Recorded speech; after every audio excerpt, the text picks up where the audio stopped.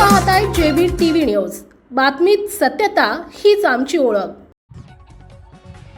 राष्ट्रवादी काँग्रेस शरदचंद्र पवार पक्षाचे प्रवक्ते विकास लवांडे यांच्यावर आज हरिभक्तपरायण संग्राम भंडारे व काही गोरक्षकांनी आज सकाळी 10च्या सुमारास शाईफेक करण्यात आली।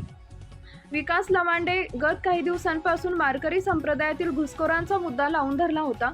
त्यांनी या प्रकरणी घुसखोर हरिभक्तपरायांची एक यादीही जाहीर केली होती। यामुळे चिडलेल्या संग्राम भंडारे व त्यांच्या समर्थकांनी आज त्यांच्यावर हल्ला करून शाईफेक केली। या घटनेनं राज्याचे राजकारणात तीव्र पडसाद उमटत आहेत। विकास लवांडे आळंदी मातोबा तालुका हवेली इथं प्रवचनासाठी गेले होते। तेथील प्रवचन संपल्यानंतर सकाळी 10 वाजता ते परत येत होते। रस्त्यात 3 गाड्यांमधून आलेल्या संग्राम भंडारे व 10 ते 15 गोरक्षकांनी त्यांची गाडी अडवून त्यांच्यावर शाईफेक केली, त्यांना धक्काबुक्की केली। विकास लवांडे यांनी हल्लेखोरांनी आपल्याला पिस्तूल दाखवत जीवे मारण्याची धमकीही दिली। त्यानंतर ते पळून गेले। या घटनेनंतर लवांडे यांनी तात्काळ लोणी काळभोर पोलीस ठाण्यात जाऊन संग्राम भंडारे व त्यांच्या सहकार्यांवर गुन्हा दाखल करण्याची प्रक्रिया सुरू केली।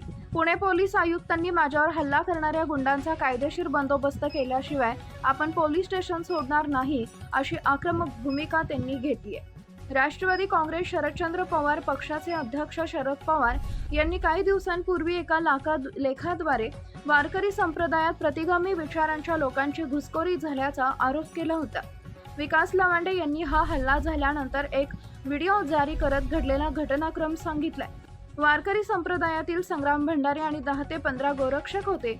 त्यांच्या 2 ते 3 गाड्या होत्या।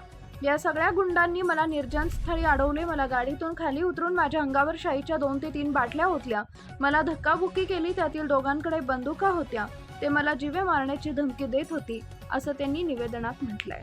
आपल्या परिसरातील महत्त्वाच्या बातम्या पाहण्यासाठी आजच आमच्या जेबी टीव्ही न्यूज चॅनलला YouTube वर सबस्क्राईब करा आणि